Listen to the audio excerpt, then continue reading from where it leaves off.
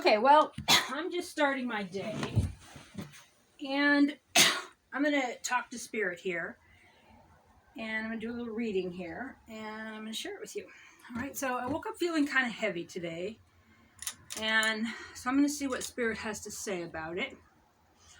So first of all, let's get cozy, and let's cleanse the air, okay? Hot. Okay, so I banish any and all negative energies. I banish low frequencies. I banish negative thoughts. I banish ill will.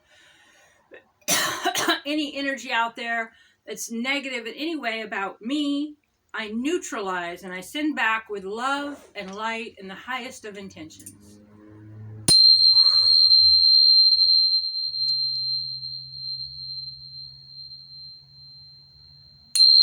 I call in Mother God. I call in Father God. I call in Saint Germain, Archangel Michael.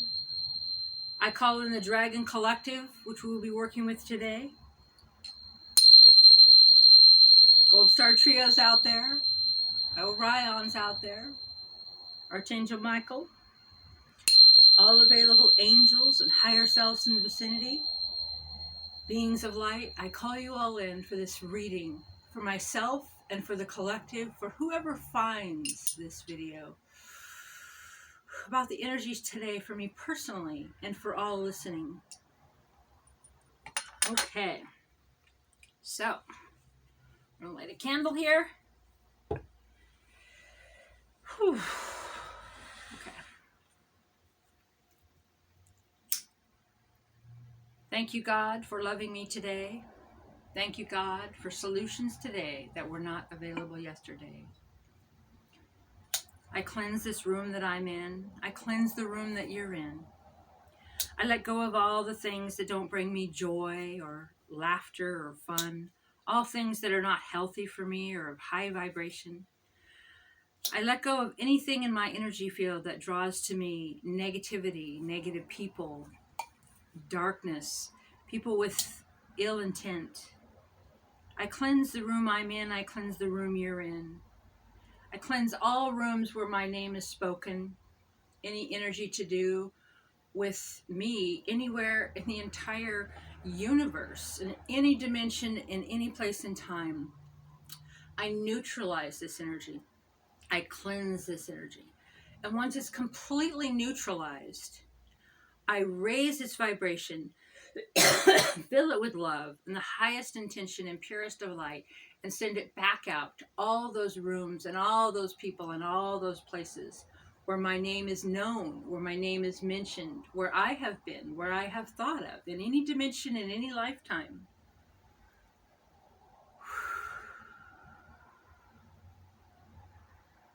All right, so Spirit's saying, let go, let God. Do not try to control what you cannot control. It will simply spin your solar plexus, spin your heart. What your obsessive thoughts are is what creates your reality and creates your day. Spirit says, there isn't anything to do about what other people are doing against you. That your intention and your frequency is in your field. Allow what happens to happen and to be, and allow Spirit to handle these situations and energies in a way that it is in alignment with the frequency of where you're at right now. Thank you, Spirit.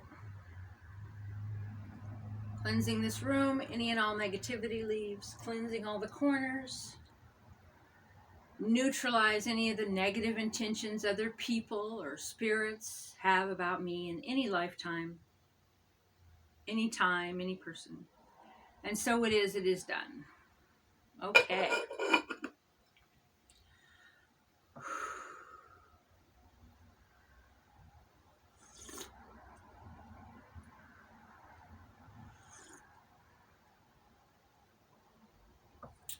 I do a lot of candle scrying. The candle was jumping around to do with, yes, the smoke, to do with my movement, but also burning off the chaotic energy between me and anyone out there that has ill will against me. See the candles dancing, burning off any negativity. When the candle flame is firm and solid, then that's when the energies are clear. There is a lot of chaotic energy out there right now regarding me. People that have not dealt with their own shadow work, they have not looked at their own traumas or how they're drawing reality to themselves. They fixate on me.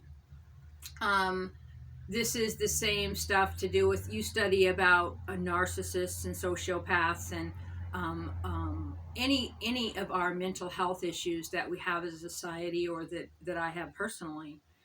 I connect with something, I think of something, and then the magnetism to it is so strong that I kind of obsess over it, right? So I think, and my obsessions are worry, which is, connected with my my PTSD. And so it's every noise, when someone's threatening me in an email or in a court document or with the police, or um, or electric bills, like any sort of stressor at all, any sort of news. And sometimes, whether I know it's good news or bad news, I will panic. And once I start, my heart starts racing fast. It's like a magnet, right? So, like free energy, right? The Searle generator, the ether technology. So, with the magnetic motors that we've studied, that you can run vehicles and motorcycles and homes, electricity, that they've kept from you. It's once the magnets start, they go. Well, your energy field, my energy field, is a Taurus. So look up the stuff about the TSA guy and a Taurus he had when he went through the airport, and it shut down the entire system, and it was just a stone. But our energy field as humans is a Taurus, so it feeds within itself. So what you feed it constantly loops and grows it. So when I hear a noise, or I get something emailed to me and it stresses me out and I get a little bit of tension, I I could read a novel, I could watch a movie, I could do something and change that energy. But I don't.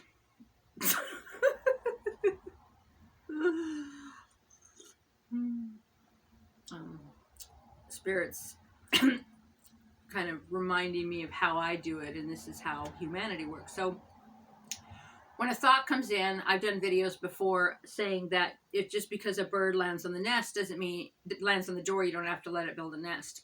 And the Abraham Hicks stuff with the 17 seconds that you feed a thought.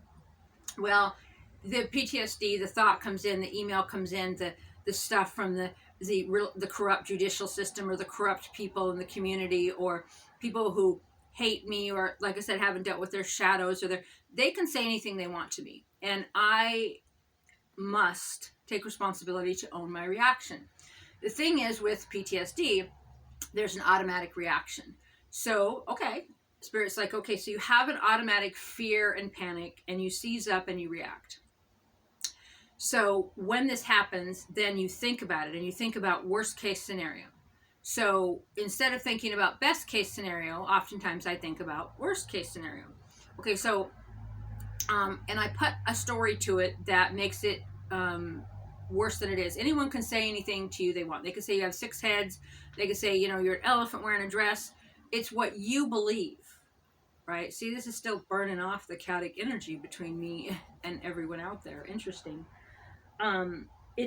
Anyone can say anything that they want. It's my definition of it based on the dictionary. What I learned was reality. What I learned growing up in my version of reality, with the Mandela effect, we've had different ones, different timelines.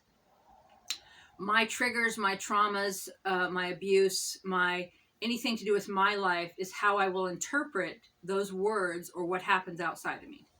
So when this proverbial bad news or weird news or odd news comes in, and I grab onto it and I start thinking about it, okay, think about it. Okay, the 17 seconds have passed and I've gone into where I can't let go. Like an electric line you're holding onto, you can't let go of it and it keeps spinning and spinning and spinning. And then you fall asleep with it and you wake up with it and then you just kind of have it because it's that constant stress. And even though you know that you're a good person, you know that you've never done anything negative or harmful, and you know that you're the good guy in any scenario or that you're in the right. And Spirit's telling me this and you this, that even though I know that I've acted with high integrity and that people lie about me, and and this can be anybody, right? A spouse, someone you're dating, your boss, anyone in the community, anyone can say anything at all. Do you know your truth or do you not know your truth? I do know my truth, but it's magnetized because it's attracted to another emotion that I felt as a child or at some point in my life, maybe low self-esteem, maybe lack of confidence, fear and panic, growing up in domestic violence, growing up, sexual abuse and trauma. There's this constant fear of what people are going to do and say. And so when one thing happens, I kind of just feed it and worry, and then I get in that spin. And so Spirit's telling me in order to get out of that spin, right, I need to ignore those things. Well, they're kind of pending and on the plate, so I have trouble not worrying about them or what they mean to me. So Spirit walks me through these lessons where I go, okay, go ahead and do your little what you need to do with your worst case scenario. What is the worst thing that you believe, because it's all about your belief, can happen in this particular situation? And so I think about it and I go, oh, okay, well, here's what could happen. And then Spirit's like, okay, so this worst possible thing has happened. So then how does that affect your life? And I go, so let me just think about that now.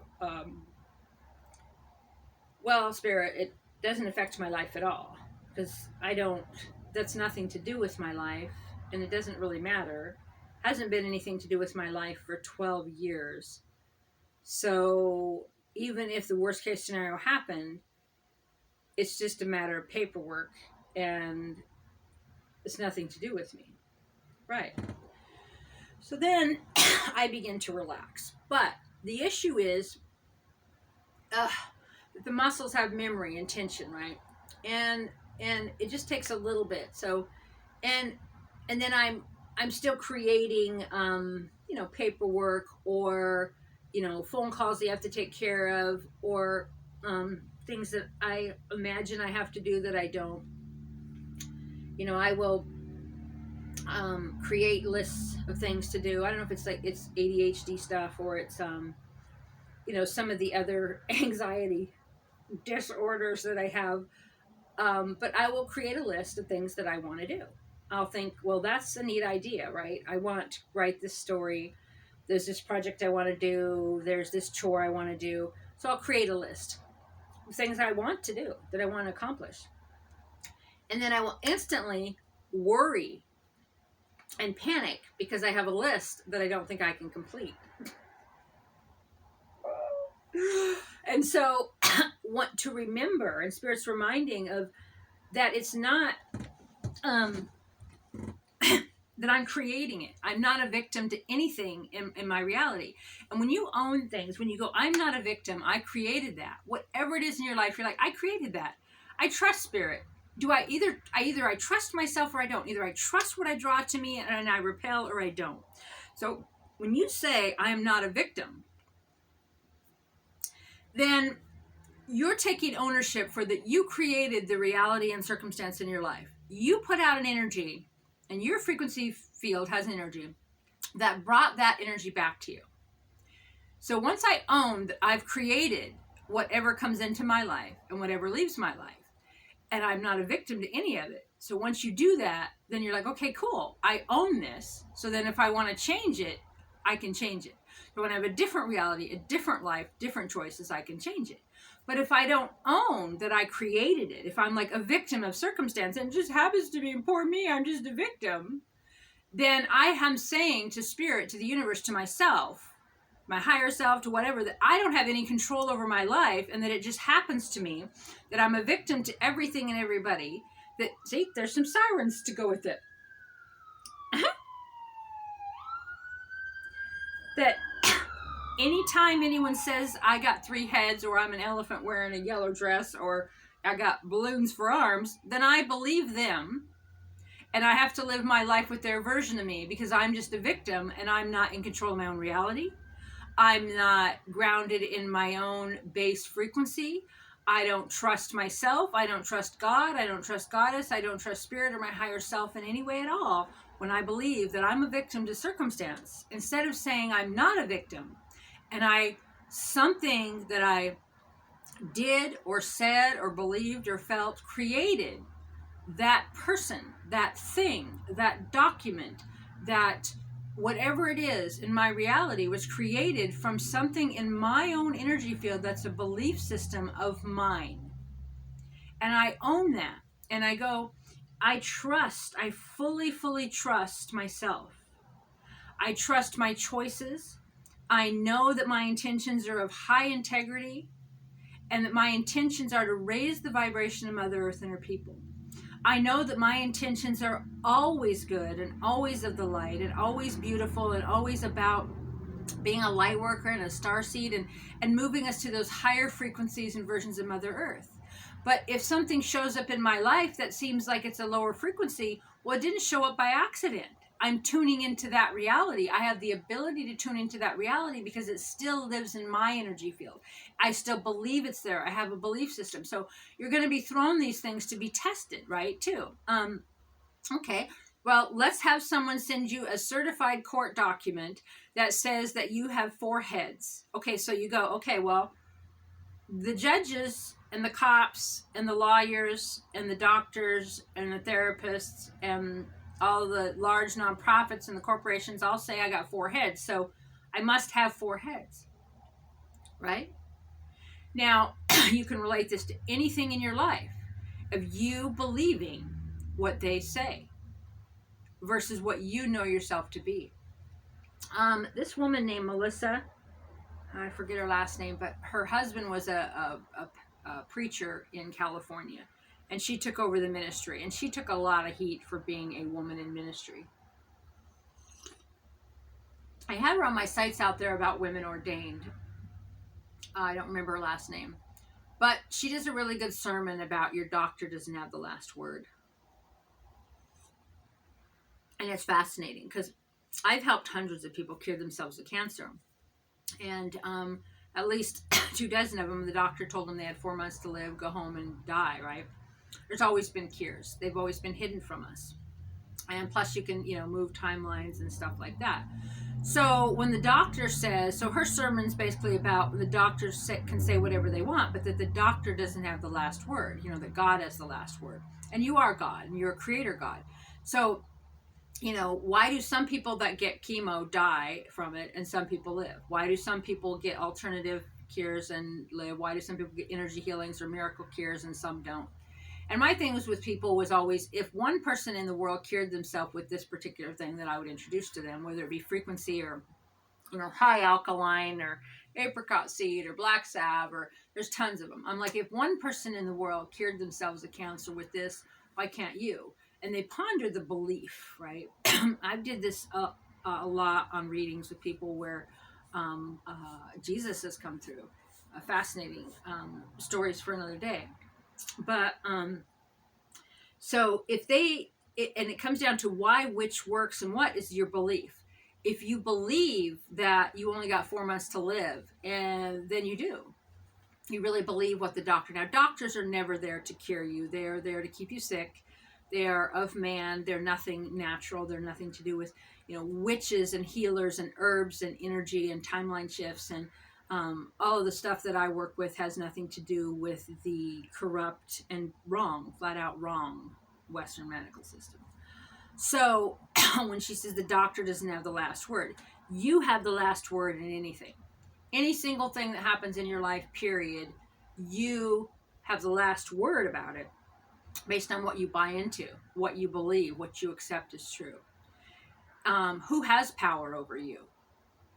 Who has jurisdiction over you?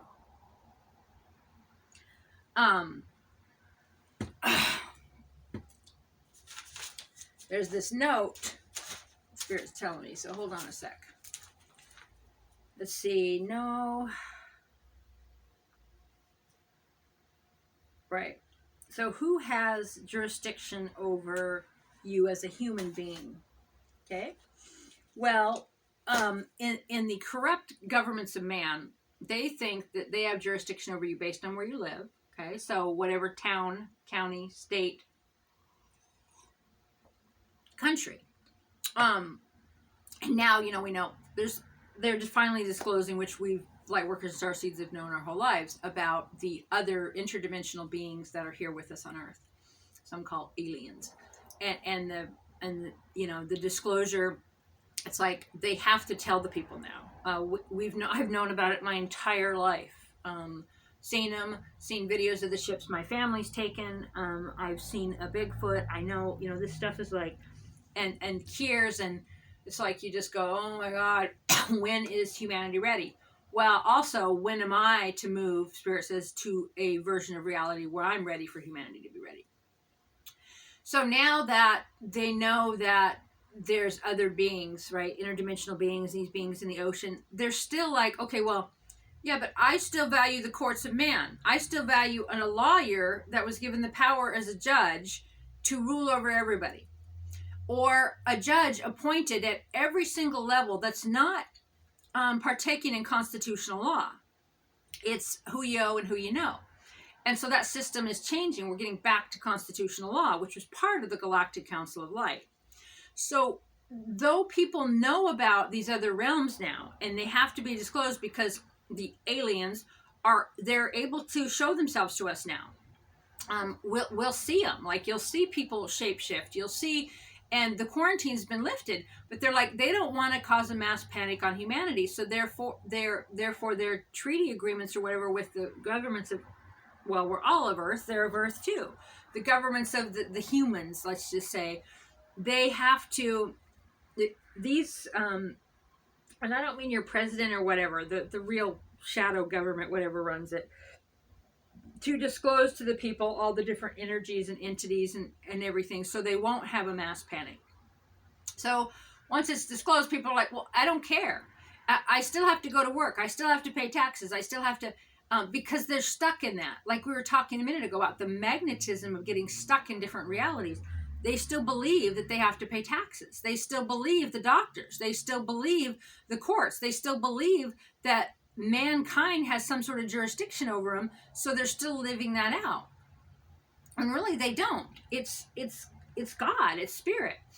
If you go to jail, Spirit sent you there for a reason. If you have an illness, that is showing you something that Spirit is showing you. And you've created that. And you've created that lesson. And if you have something coming at you, you have created that. And so just say, okay, well, I've created this in my life. I really don't prefer it anymore. And then create something else. But if you say, no, they're bad, they're horrible, they keep coming at me, there's nothing that I'm doing to create this, then it's just going to keep coming at you out of your control. But when we realize that we do control our reality based on our thoughts, based on what we focus on. Now, when you're just kind of going about your day, hody-doty, doing whatever, and you have people out there that will watch your every move, that will comment on everything, and especially when you do, a lot of social media, which a lot of people do. TikToks, hundreds of thousands of millions of views, and all of them have some sort of opinion of you, right? Of who you are, of what your life is, of your teeth, of your hair, what you wear, what you say, all of these energies coming at you. So you can use chaos magic. You can use the type of magic you can use for that kind of stuff is to go, all of this energy coming at me, Great Spirit, turn to love, turn to light, and send back out to the people who send it with the highest form of love and intention and light. And you can use that to all that chaos energy to raise the vibration of Mother Earth and her people. And So in your personal life, like, like this area around me, so I live in a certain county, right? Well, that's just a dimension. That's one dimension, one county, one country, one city, in one place in time that I'm in based on my own belief system, spirits reminded me. And so if I believe someone has power over me, they have power over me. If I run into someone and they're like, oh, hey, I love your orange jacket, and like I'm wearing a green jacket, and I'm like, um, what do you say to that? Well, if they're just casually and walking by the store, usually they go, oh, I love your jacket. They don't necessarily say a color. But if someone walked by me and said, oh, I love your orange jacket, I'd be like, thank you. If I'm passing, right? I'm not going to, I don't know why that popped into my head, but it popped into my head of what would I really do? And I'm like, I don't care if they see my jacket as orange or green. So Spirit's like, right. And I don't care. I get called sir several times a month, at least once a week. I get called sir based on what I wear. I don't care about being misgendered. I don't correct people. Um, I, yeah, let's just not go too far. And my preference is that way. But the point is that Spirit's kind of showing me these things don't bother me. Someone's saying I got a different colored coat on. Someone's saying that someone said, oh, you just had your 65th birthday. Or, oh, you just turned 40. Or, think about all the things that people could say to me that aren't true that wouldn't bother me. But something that has a charge, so somebody sends a document or a phone call or email and says, you got 6 heads, and I believe it because of my own insecurities, my own programs, my own triggers, my own lack of self-confidence or shadow work or traumas, then I'll believe what they say is true because I believe it. Another example is if you're constantly putting yourself down, like body shaming yourself, like telling yourself, you're fat or you're ugly or you're, which is all stereotypical human, very superficial nonsense. Like you look how you look. You don't need to try to change who you are every single day for what society thinks you should be. You want to get strong? Get strong. You want to lose some weight to move easier or whatever, go ahead and do that, whatever. What you want. But not when it's based on, I want to look good so other people like me. What, you want everybody to want you and everybody to like you? I mean, and for what reason is that? But the origin of this, a couple minutes ago when I started this topic, is about what we do to ourselves. Our inner dialogue of criticizing and body shaming ourselves is not necessary, and it draws to us people externally who will criticize and body shame us. And it's not something easily let go of. To let go of inner self-sabotage, or, slamming your own looks or stuff, or saying, I should look this way, or I should look that way, or I should go get liposuction, or I should lift my butt, or do this to my cheeks, or, wear a ton of makeup every day, or, get this surgery or that surgery so I can look a certain way so that society accepts me as me. Well, that's not me. If you're doing something because it seems exciting, that's one thing, but trying to change your appearance, and what's going on right now, I find it kind of stunning with all of the women out there shaving their heads. They say they're shaving their heads to punish men. Men that'll never know they exist, that'll never be around them.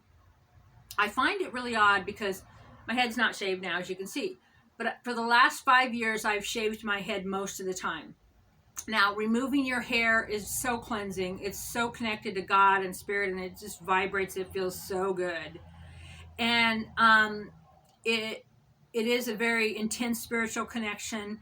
Women that shave their head are very beautiful, and it lets go of the old.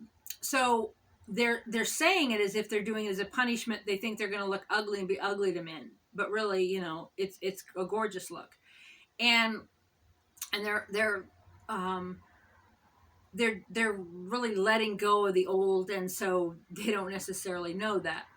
But they're also saying that in regular life, they let their hair grow long, and they wear makeup, and they have casual sex to please men at large and in general. Because they go, we're not going to have sex, we're going to shave our head to punish men. Now, that makes no sense to me, right? So you grew your hair out and had sex, casual sex for the man? You know, why don't you have your hair the way you want all the time, whether it's shaved, long, any size, for you, the way you like it to look? And why don't you have sex with men when you want to, based on what you want and not what they want?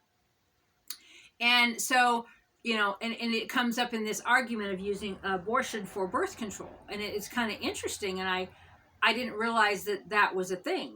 Because, you know, when I was going to get pregnant, you know, it's not accidental for me. I'm a lesbian. But I would study my body clock and my temperatures and my rhythms. And, you know, and I think that if someone is in a stage in their life where they have a lot of sexual partners, you know, why don't men just get some sort of surgery? Why does women have to get surgery after surgery after? I don't understand the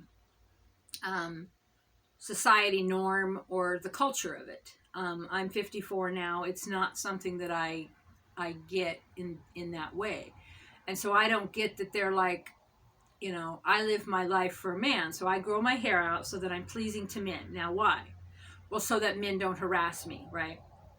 I was at a restaurant the other day, and it reminded me, and I see this often, this young gal, she's probably in high school. She's probably a junior in high school.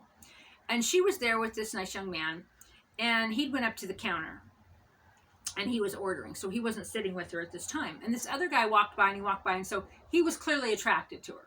So he looks at her, and then you could tell that she was uncomfortable, but she was being cordial. So she's like, so then he took that as a sign of, so then he locked eyes with her, and he's like, and I'm just like glaring at him. I'm like, oh my God. So now he thinks he's entitled to her. He's entitled to pester her. He's entitled to sit with her. He's entitled to talk to her because she's young and she's stereotypical pretty.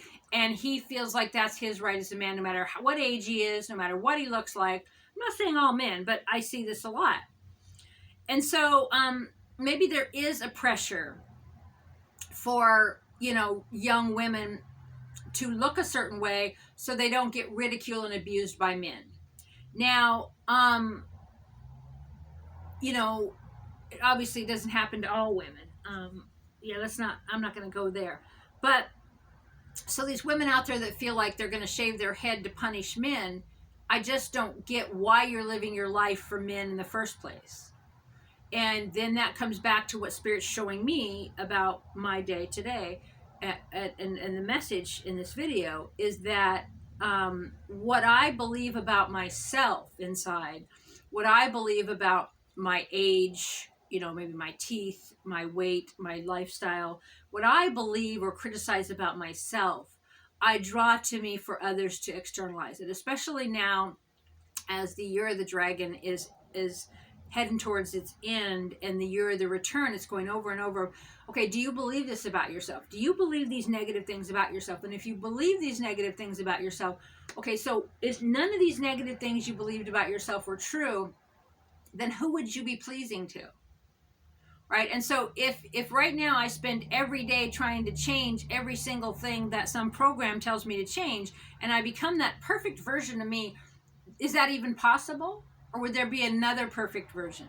And who says what that perfect version is? Some book, some society, some internet, some culture, someone outside of you, what you believe men are, what you believe your parent lives in your head, you know, the courts, the cops, the fashion designers, the teachers. Who says in your mind, like based on your own personal experience, what it is you should look like? Who you should be, so that you're that person, so that you'll stop sabotaging yourself inside. Stop trying to wear your makeup a certain way and have your hair a certain way and, you know, dress a certain way and look and act and be a certain way, so that some imaginary sector of society finds you pleasing when it's your own inner dialogue. So dressing in a way that's comfortable for you, that you like the way you look and feel. Makeup, no makeup, hair, whatever you do, that you do it in a way because you like it, and not because you're trying to please some imaginary person out there that's felt on your own triggers and traumas. And so, so Spirit says, you know, like for me today, that it's not a criticism, but that I give my power away in my worry, right? So I'm worried about what people outside of me can do, but at the same time, I know that I've created miracles in my life from nothing, and that if I believe they have power over me, they do, and I understand that.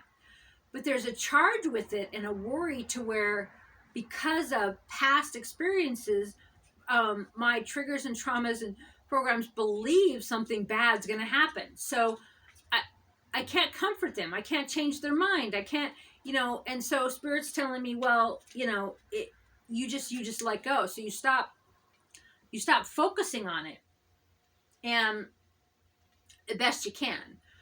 Get the things done that you feel like you need to get done with it. And then just let the fear and the panic and the worry come up. And the best you can, Spirit says, sit in it and feel it. And don't think about what could happen. Don't think about how a circumstance similar to this happened in the past, so it's going to happen the same. Don't think about the people that are in the now that are doing the same. So no back, no now, no forward. Just sit in the feeling. And one tip to sit in the feeling is to like follow it in your body. So like right now, the worry, the heaviness was in my heart when I woke up, and the spin and the worry, and then my mind and the tension in my neck. And now it's spinning in my solar plexus. It's a worry that's there. And so I'm calling it a worry for this video to just show what Spirit's talking about. But the technique that Spirit says is just to sit and look at it physically. So just look at that spot in my body. Now you can just look at it. Like right now I see like this kind of a white light. It's coming out, and then it has all these different tentacles. This energy. And so just see it sitting there. So then you can manipulate, like, and bring in white light of the Holy Spirit. You can bring in, you know, the purple light of Saint Germain. You can call in, you know, Mary Magdalene, Archangel Michael, your higher self, calling your spiritual entourage to bring you comfort. You feel sad, I call in my entourage to comfort me. I call in Spirit to assist me to dissolve this in my body. And you can keep talking to Spirit, or you can just visualize it in your body and bring in different colors of energy and just sit there. Also helps sometimes to, when you're really feeling it, to play, get your groovy speaker out and play thunder, like thunder and rain, just kind of really loud, and just sit in it and focus on that, or drumming, and try to focus as long as you can. 20 minutes would be great, but even if you can only do 3 minutes, a minute, 20 seconds, whatever you can distract it, lets it go of that electrical charge of your worry and your fret, so that it doesn't keep creating more. Because how you create reality is a frequency. The universe, Spirit, the quantum realm that creates your reality, doesn't have a good and a bad.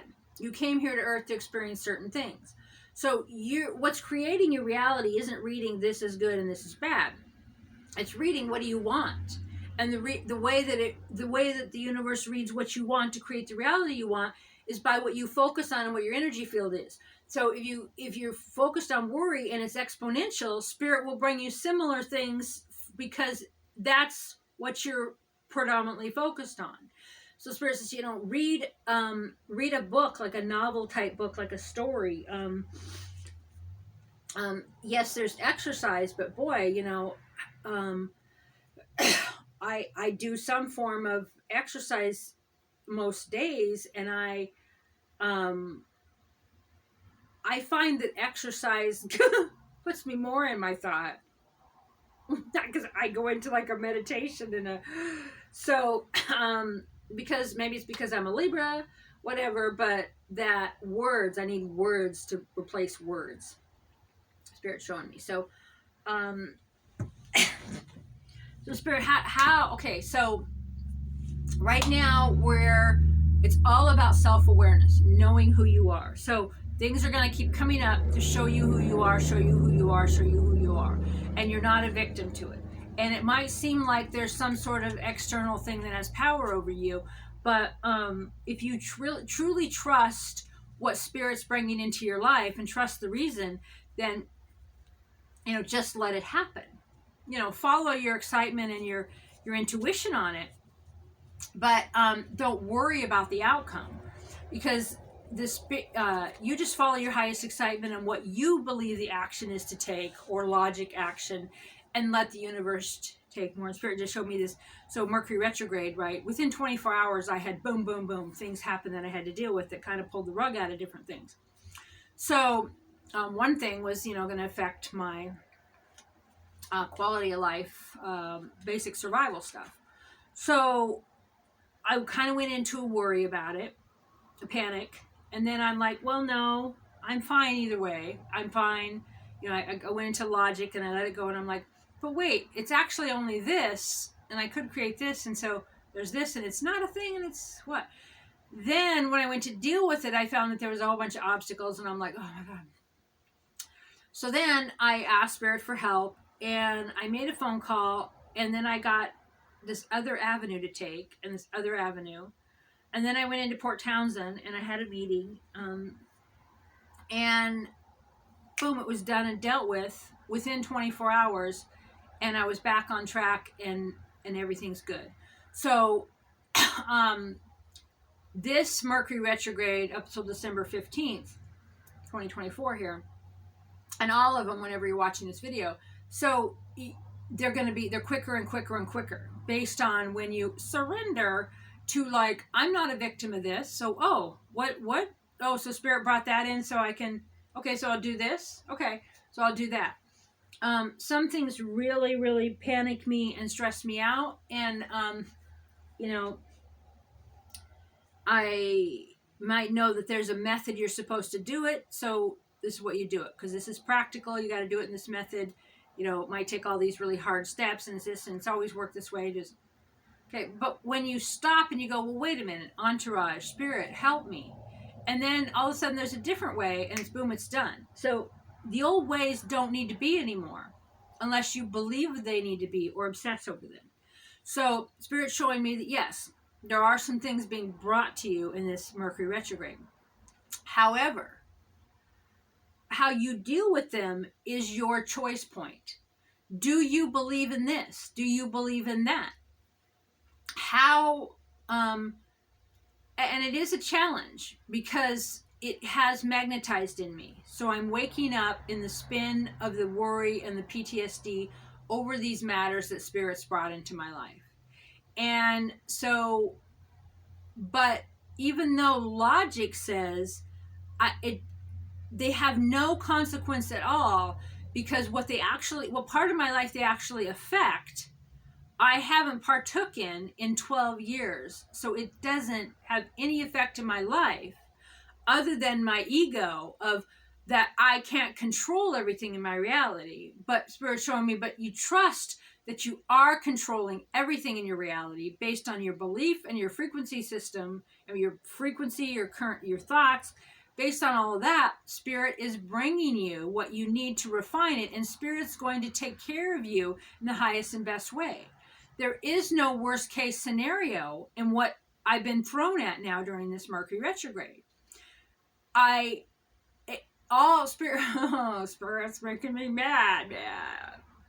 Spirit's showing me that the only thing that's going to be affected is my ego, because I don't want to be put down. I don't want to be in trouble.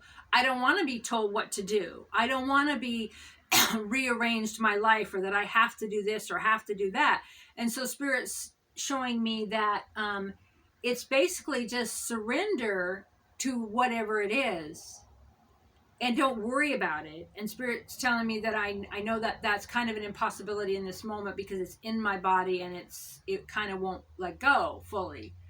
But that's because I believe I control things outside of me. Just like I said, okay, yes, I do control things outside of me based on my own frequency, my own belief, and what's drawn to me and what's not drawn to me. However, when someone says something or someone does something, I don't control their action or what they say. I can only control my reaction and what I say, and yeah, what actions I take, that I feel are of my highest and best, or that Spirit's showing me. And walking through these actions, even in the panic and the old triggers and the old traumas, and just feeling them with the techniques that Spirit is showing me, to just sit in the energy and feel it. Like right now, it's back up between my heart and solar plexus, and it's just this ugh, and it's this. It feels like fear and panic and grief and um, I, I don't want to call it a heart attack, but like a seizing, my neck kind of seizing, my solar plexus at the fear and panic of what because even what's being thrown at me, the worst case scenario doesn't affect anything in my life that I have had anything to do with for 12 years. It literally is a groove, right? You know, you have a flat surface and you go over it and over it and over it and you create a groove, or you create a trail in the forest or whatever. And it's simply an old groove that it's, even though it feels like it's hard and it feels like it's negative, it's actually the easiest path to worry, because it's always been this way and they're this way and they're bad and they did this and they did this and this did that. So it's easier to be in that path of worry, in that groove of how things used to be or how things were or how things expecting, than to walk the new path of going, hey, this is this now. I'm going to follow my intuition. I'm going to feel into the moment. I'm going to pray and talk to Spirit. I'm going to listen to what comes to me. I'm going to do what seems logical and seems at my highest and best. And I'm going to have the greatest of faith, knowing that what comes back at me is of my highest and best good. And so it is done. I like that, Spirit. Okay. So what we're going to do here is we're going to talk to the Dragon Collective.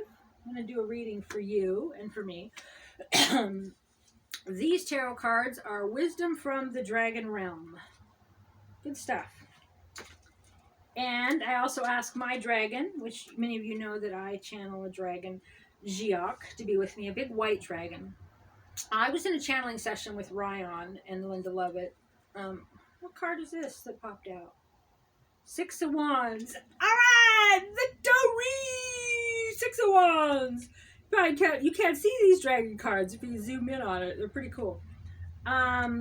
Anyway, so I had a dream, and sometimes dreams are dreams, but when my dreams are not dreams, I lucid dream, you know, I travel to other dimensions, I take classes in my dreams, I work with different entities in my dreams. Oh my gosh, this is the star. These cards are really neat. Can you see the star? Okay, put the cards away. I gotta finish this story.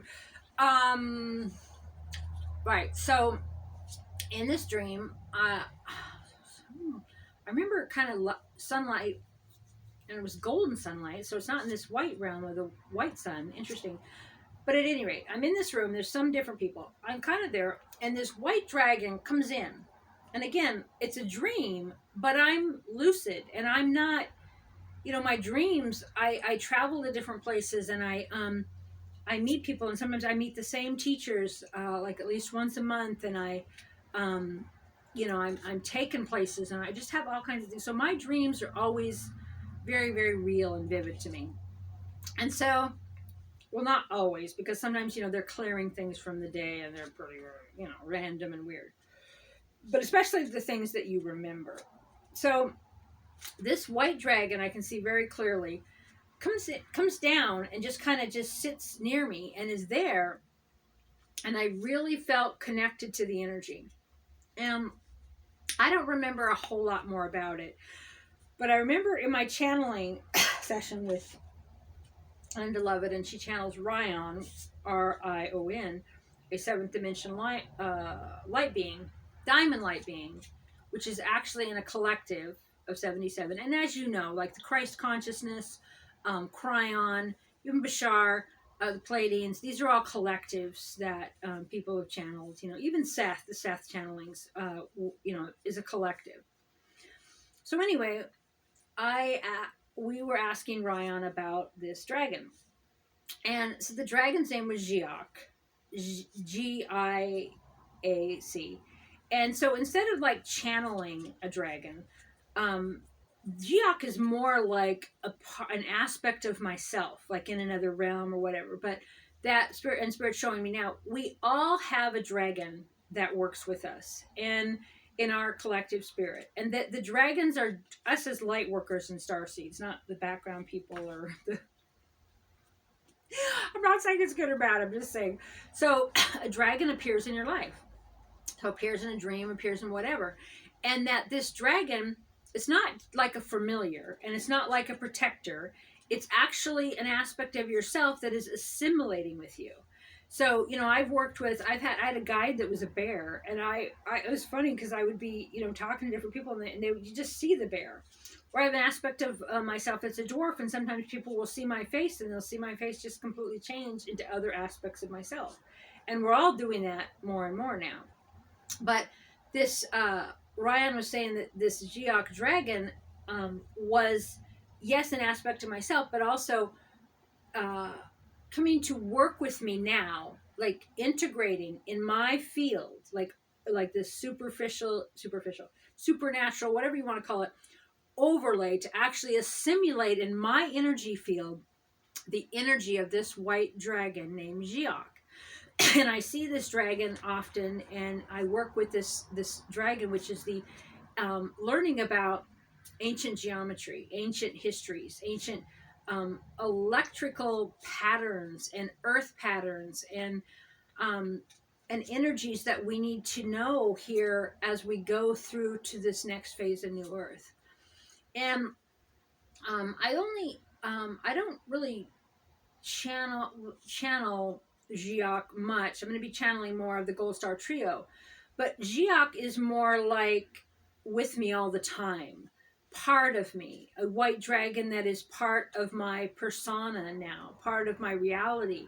And I think it's been about a year since I had that vision, and that dragon just joined my life and joined my realm and joined my energy field. And Spirit says that most all of you will have that in some way or form, the dragon joining you now. Your ancient history, your ancestors, your, you know,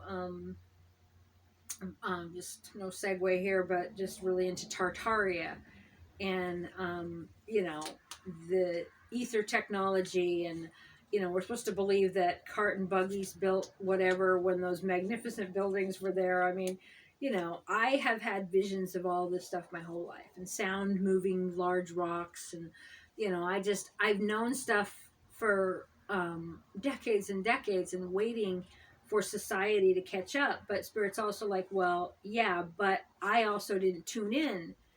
Oh, that's a cool one. I also, what is that? Four of Wands. I also didn't tune in to that reality um, yet myself. But as a collective, we could only go to a certain level. And now we're there. Now all possibilities are open. We're in New Earth. We're in that higher dimension.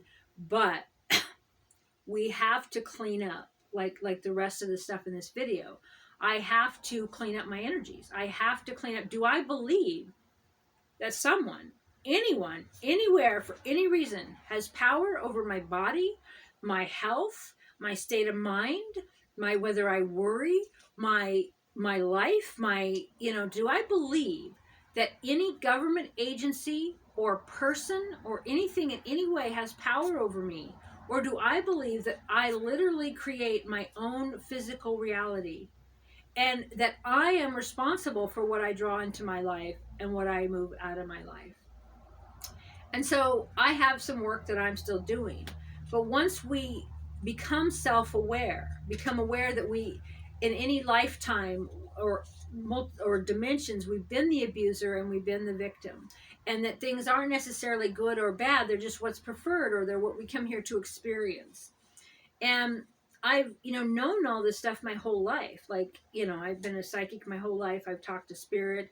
I've lucid dreamt. I astral traveled.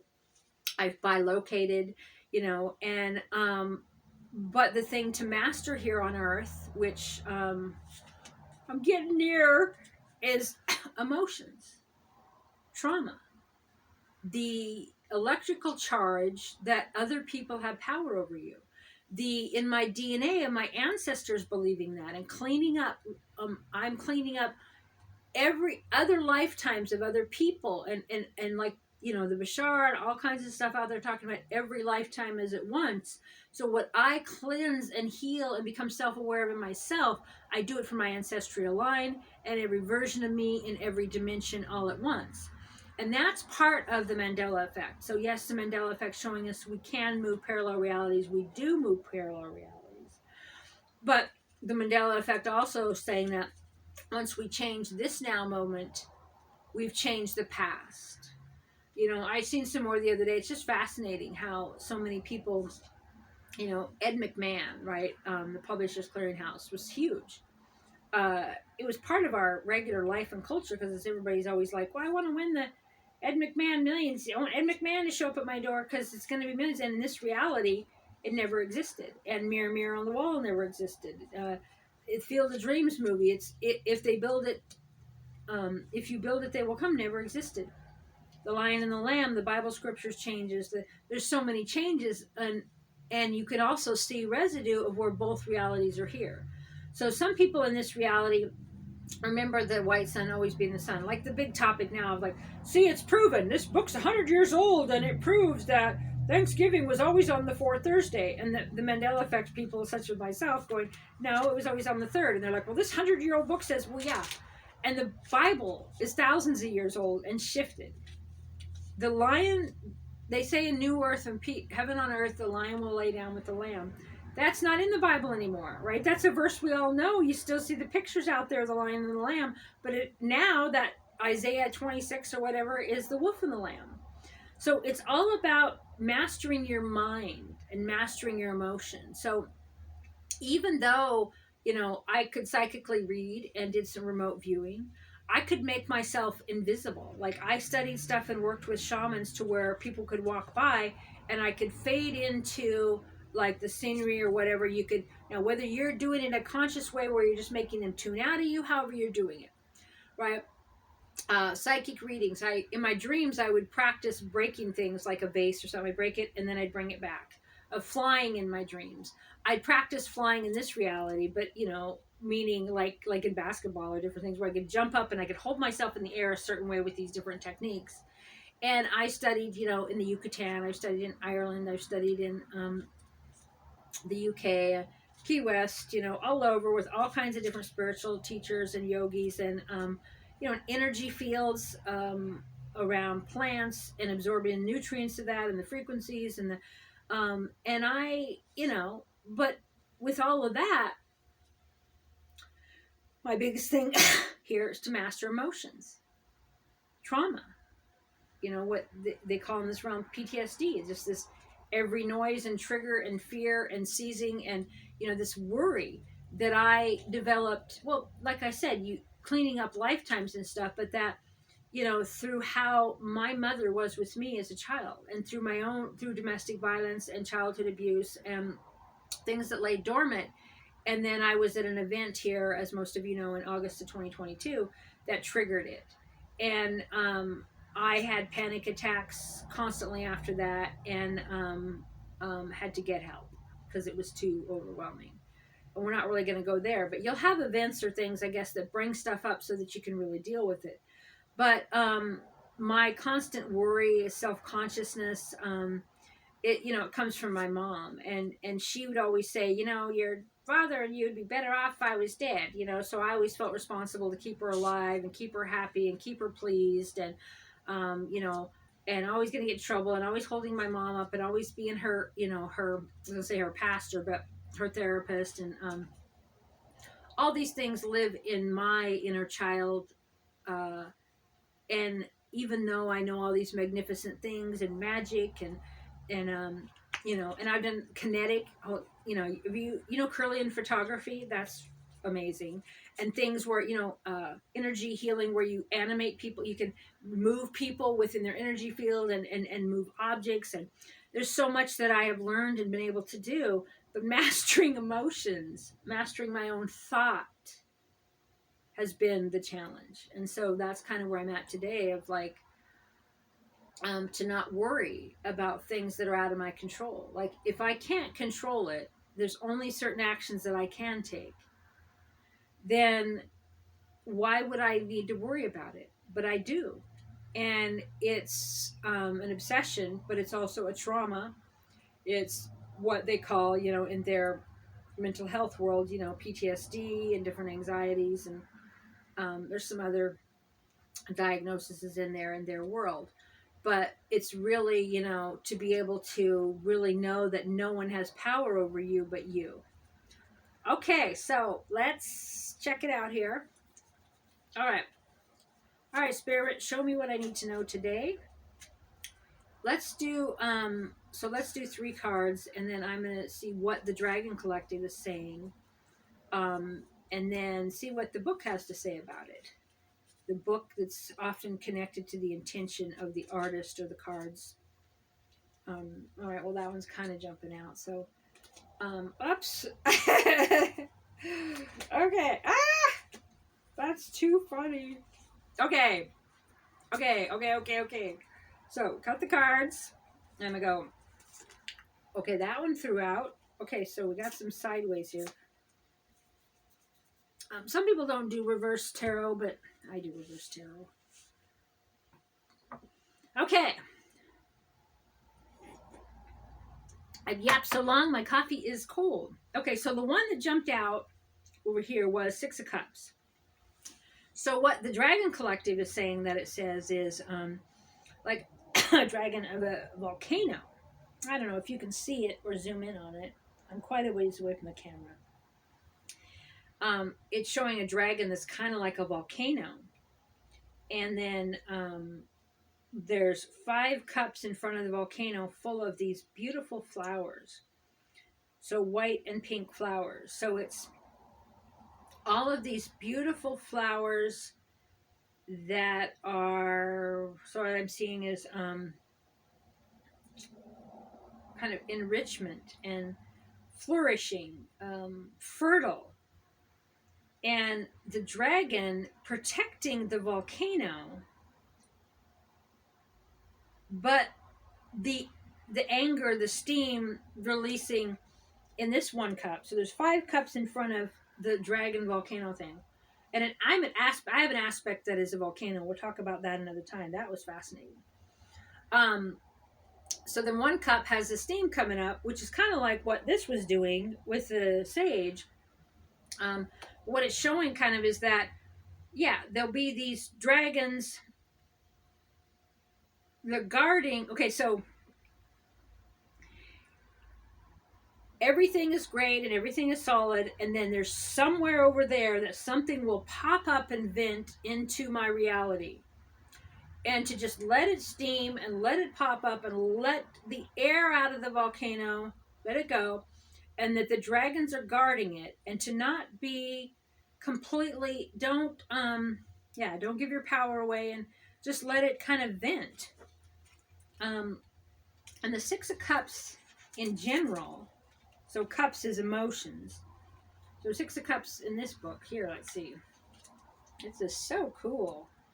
Okay, northern dragons have long memories. Perhaps it is the cold or the snow. No one knows. In an alpine landscape of glacial peaks and conifer stands an ice castle. 5 cups overflowing with tundra flowers, symbol of hope, joy, and promise, are lined up along the battlements.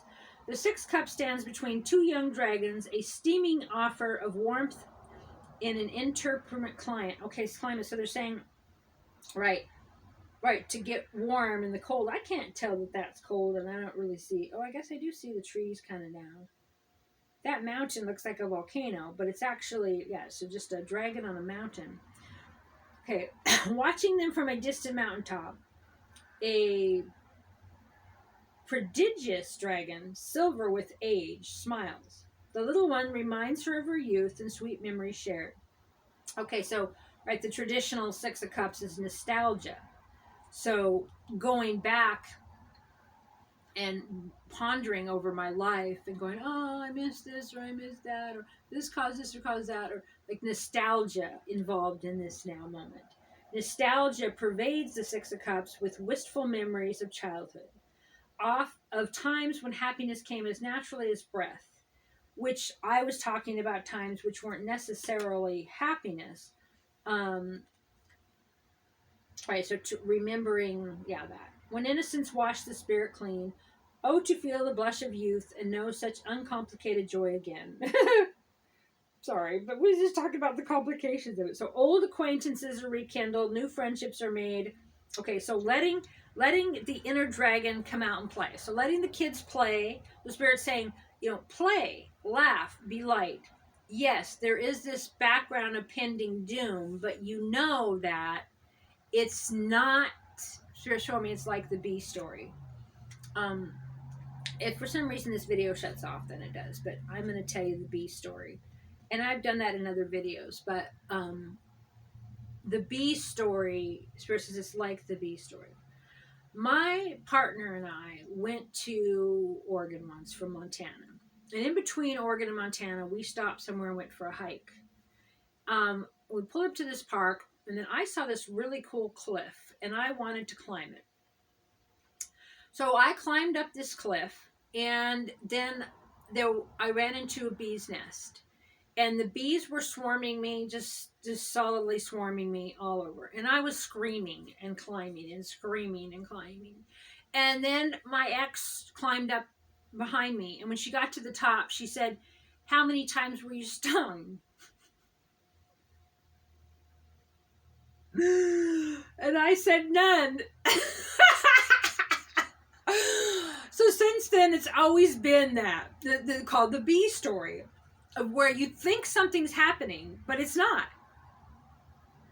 Where I'm swarmed with bees and I'm screaming as if I'm being attacked, but then I realize, oh, well, none of them actually hurt me, and none of them actually bit me or stung me. It was just my own mind and my own fear of the buzz of the bees or the crawling on me that I was screaming, but I wasn't actually harmed or stung. I didn't panic and let go of the cliff and fall down and get hurt or die or break something. I just kept steadily walking and screaming. And when I got to the top, I was fine. And the bees all left and there was no stinging. And so I've used that analogy for so many things since then. So yeah, and so I'm going to show you the 3 I got, but I also, this book doesn't do a reverse. So I got the reverse death. So the death card, is always death and rebirth, change, shadows coming up to be healed. So it's like this big shadowy dragon. And yeah, that's so reverse death. I'm not sure. I'll have my other book with me sometime, but usually a lot of times, people like to interpret reverse as in that I'm going to that phase where I'm letting go of something for the final time, but I'm not quite there yet. And so it was reverse death. But like I said, this book doesn't do reverse. It's interesting. This book calls number 1 the shaman.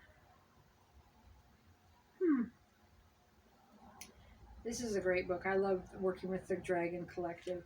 Okay, so upright, it would be a lowering Cimarron. That's so funny. I think someone sent me that the other day of a lion. So Cimmerin, dragon. More shadow than substance. Right, okay. So that's just what we were saying. That, like the bee story.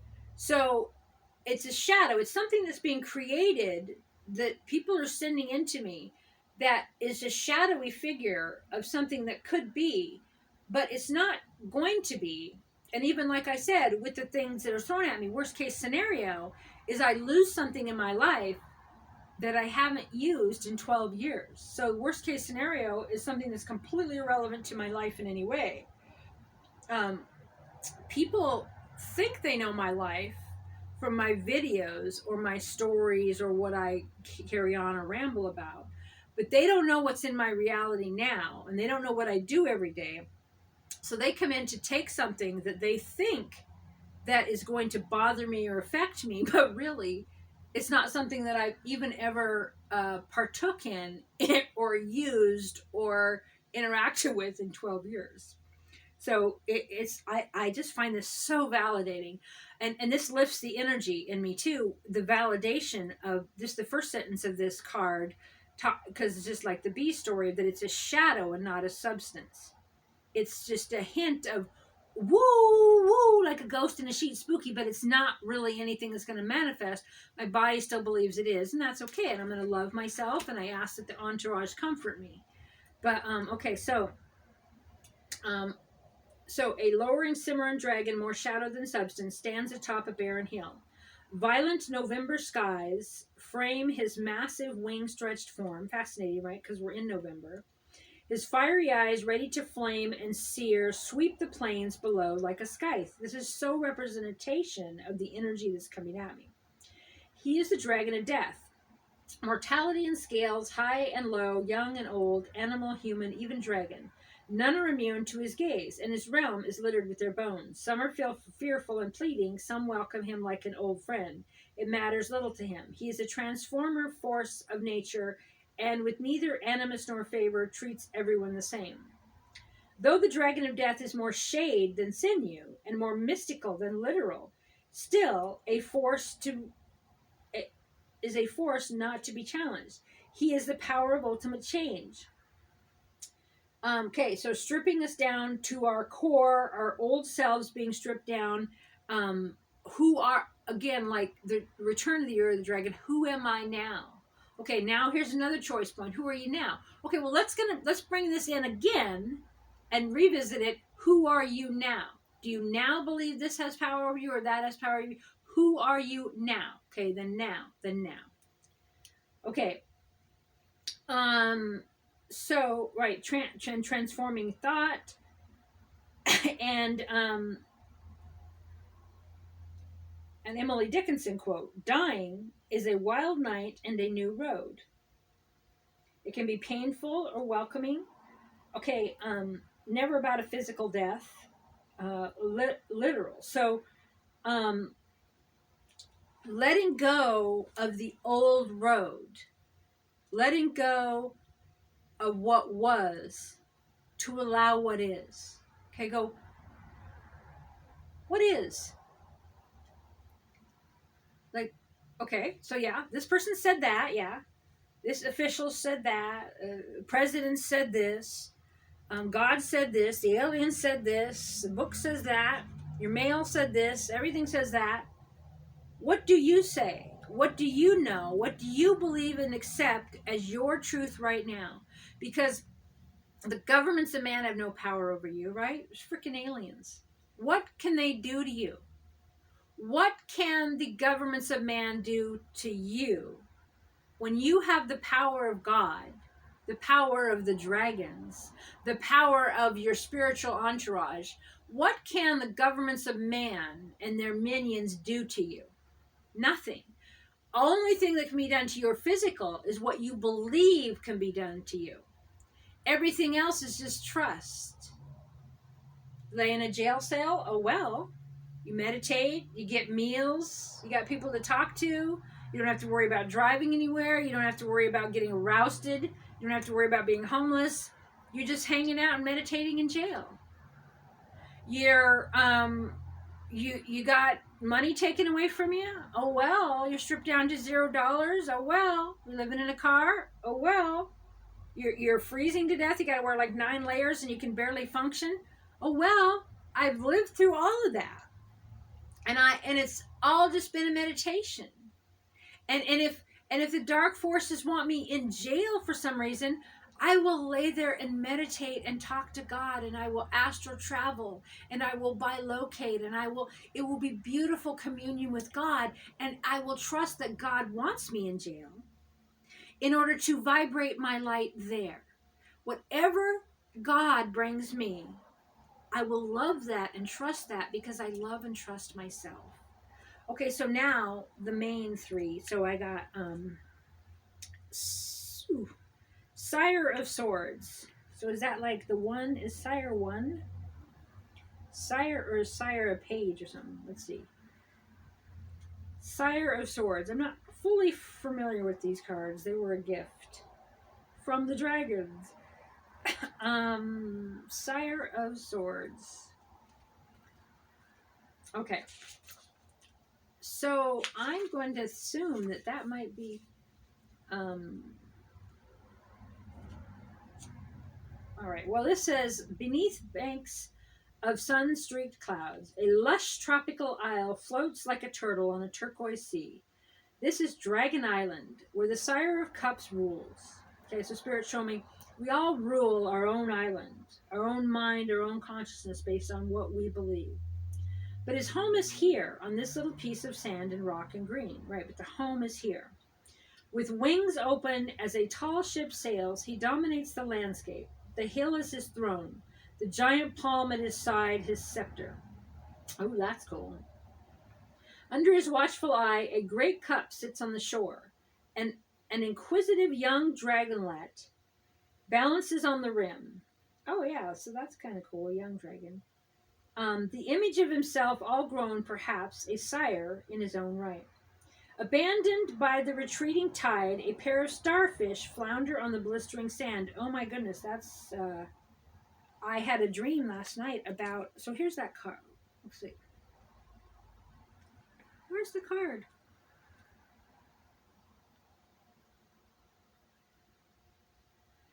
Oh, I don't have the card. It's the Sire of Swords, not the Sire of Cups. Ignore all of that. But yes, ignore that. But what was I going to say? Oh, the starfish, right? So I had a starfish dream. So ignore that. That wasn't the reading. It's actually the Sire of Swords, and that was the Sire of Cups.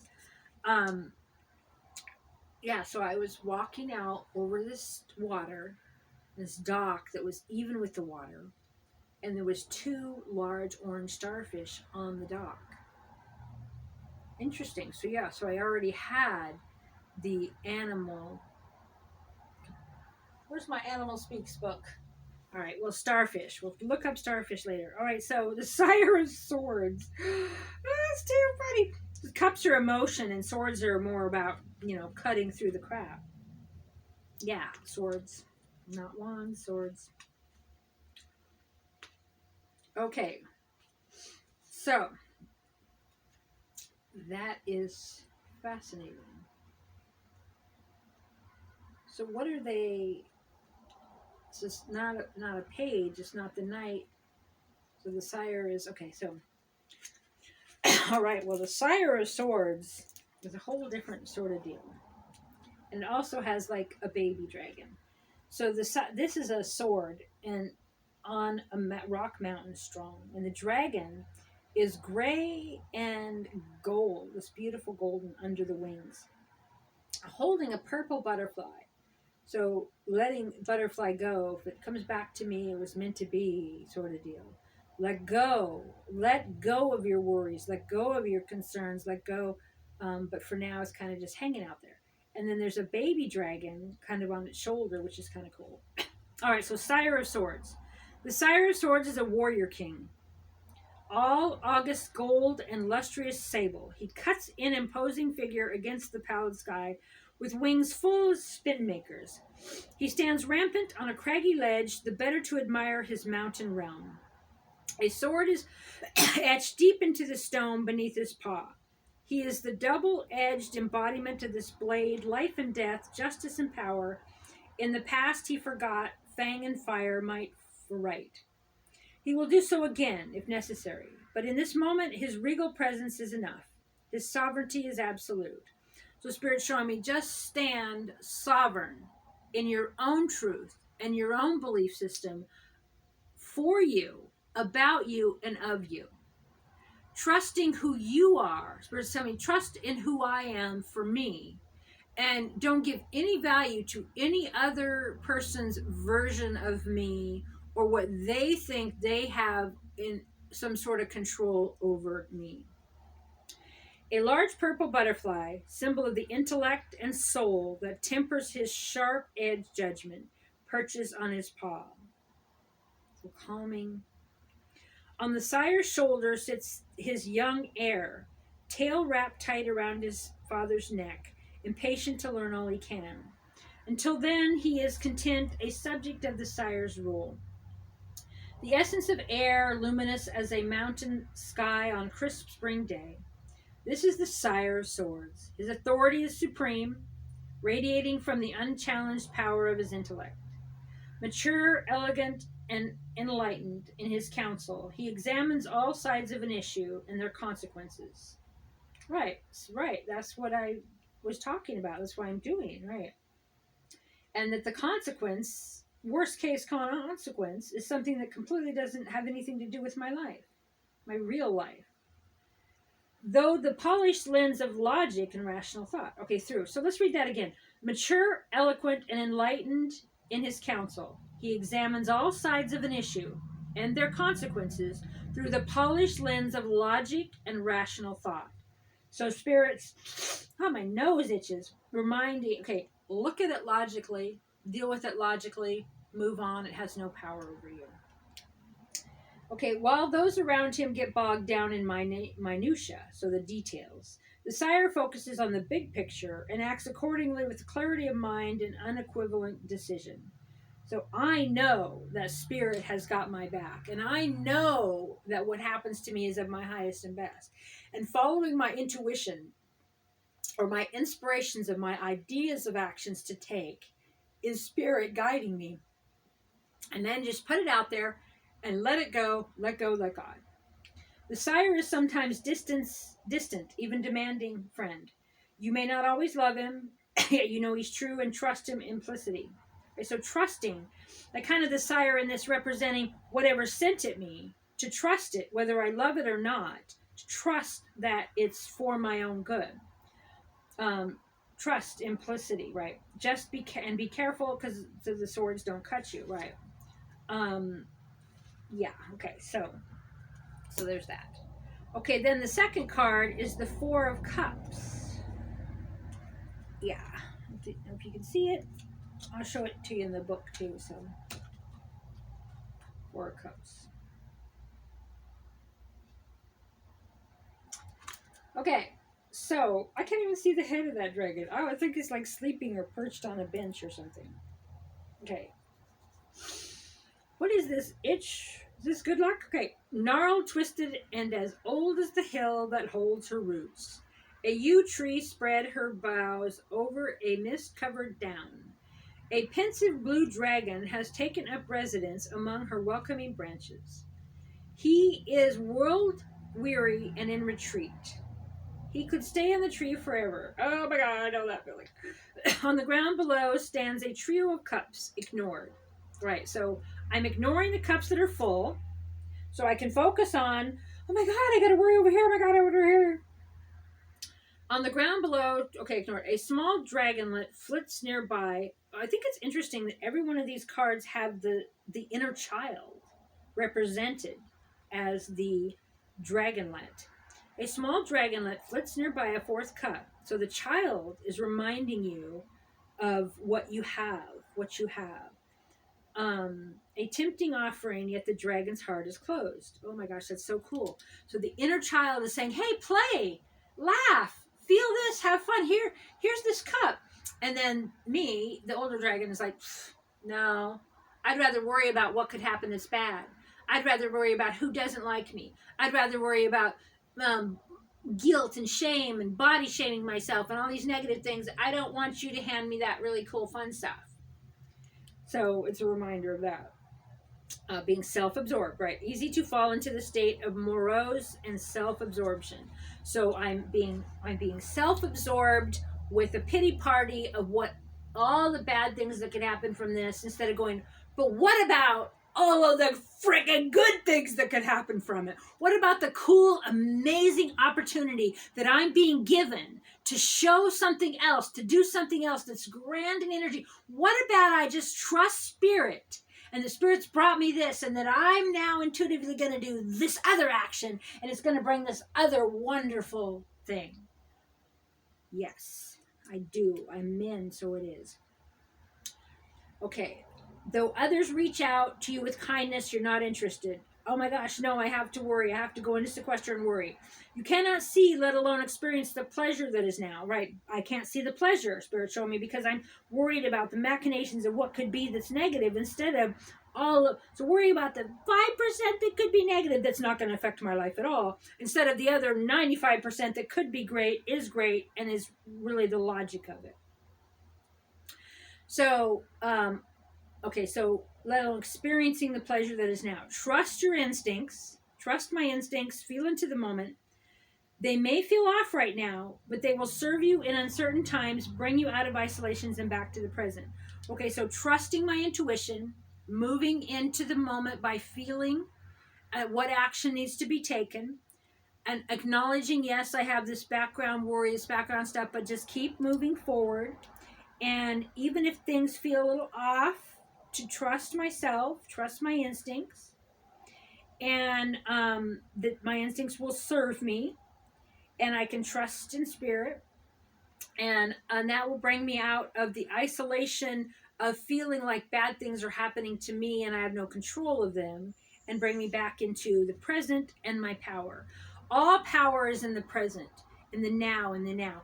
Feel, lay in bed, feel your blanket, feel your candles, touch your things now. What is that three thing that I forget, that anxiety technique of look at three things, feel three things, touch three things, or something like that. But okay, so then the last card of that is the Page of Pentacles.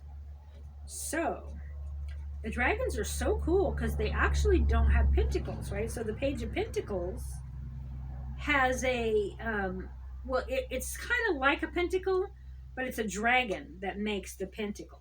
So that's so cool. Page of Pentacles, Page of Pentacles. Okay, let's see. Can you see that? Okay. In a cave is a lake. In the lake is a rock. On the rock is a pentacle. This is the womb of the world. So, Spirit's showing me, I am now creating my next timeline. I'm creating my next world. And remember in the Ryan channelings we did last summer, saying that we are all going through the birthing canal individually together. So I asked if we're going through this as a collective. Well, we're not, but we're going through it individually together. And it feels like a birthing, and some of it is just this horrendous pain as we're letting go of the old and birthing the new. Okay, here stands a young dragon exuding health, intelligence, and infinite promise. She is a scholar in waiting, eager to learn all the earth has to teach her. The earth is releasing so much information right now. With talons poised, she studies the pentacle intently. Oh, such a sparkly. All dragons love sparklies. She longs to touch it, to know it, to make it her own. Like a stalactite with wings, a curious bat hangs from the roof of the cave, watching. Oh, that's cool. So yeah, so there's a bat that's watching over everything. Loyal, true, and bright as a shiny new pinnacle, the page embodies the earth as much as the mountain encasing the cave. She's ambitious but realistic. She plans with care and studies diligently, always focused on a specific goal. So Spirit's showing me, yes, follow through with your intuition. Follow through with your logic of what you're going to do that's in this timeline and in this maybe matrix overlay. You're going to type out your things. You're going to do your things in this way. Follow through with that. And that shiny object that's kind of got your attention now. But don't have an attachment to the outcome of what you expect back. You're excited about this. Your logic and intuition, God, Spirit, your guides are telling you to take this action. You take this action and you don't trust the abyss. Trust the void. Trust that what you don't need to know what the reaction is of the governments of man, the doctors of man, the politicians, the people, the family, the universe, society as a whole, your realm or timelines. You don't need to know what Spirit's going to bring back to you. You only follow your highest excitement of what you send out, knowing that that's the right thing to do for you. Okay, thank you, Spirit. Okay, loyal, true, and bright and shiny. Okay, plans with care, studies diligently on a specific goal. As a messenger, her news is of a mundane and material nature. Listen with care, be inspired, learn well, work hard. This is to do with the logic of taking care of it in a logical realm. Okay, that is the earth's solid foundation on which your boundless potential can build anything. If you feel stressed or overwhelmed, ask for help and it will come. I do ask for help. I ask you, entourage, spirit, dragon realm, for help. And what I see from that is definitely a following through with what is logical and seems logical with me now, and trusting the intuitive nature of what it is that spirit's bringing to me. So, and so it is, amen. So there we go. All right, so I'm going to move on with my day. Okay. Actually, I'm going to say a prayer first and blow that out. Mother, Father, God, Great Spirit, in Jesus' name and Saint Germain and love and all that is, I ask a blessing on myself and all within the sound of my voice and my vibration. I ask for peace to every heart that can hear me and my own. I ask for clarity to know what to do next that is of my highest and best good. I ask that Spirit show me what to do to bring peace into my life and joy and abundance and contentment every single day in every single way. I ask a peaceful blessing on everyone that hears this or feels the vibration of this prayer, that their life be healed, that they are able to be self-aware, and that I'm able to be self-aware. I ask that they are able to see their shadow and to heal it, and to heal their triggers and traumas, and to face their own truth. I ask a blessing on them and on me, that we be able to enjoy our life and have fun and just allow love and play and joy and abundance, and let go of the need to change other people. Let go of the need to control circumstances around us. Let go of fear and worry. Let go of other people's version of us. Let go of realities that are not our own. I ask a blessing on Mother Earth and her people right now, that the vibration be raised. I ask that more light and more love comes in as we go through this next phase of New Earth. I ask that all the darkness be dissolved in every way, in every realm, and so it is done. Amen.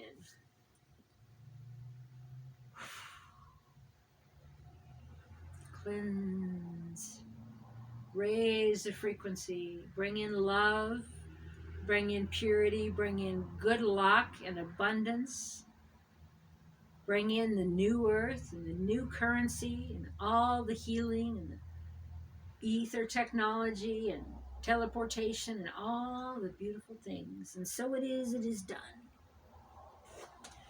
Okay. Now we have to crawl out from the dragon cave. Okay, oh my gosh. Okay, here she goes. She's crawling out from the cave. I'm the dragon now. Ugh. Okay. I love you. Bye for now.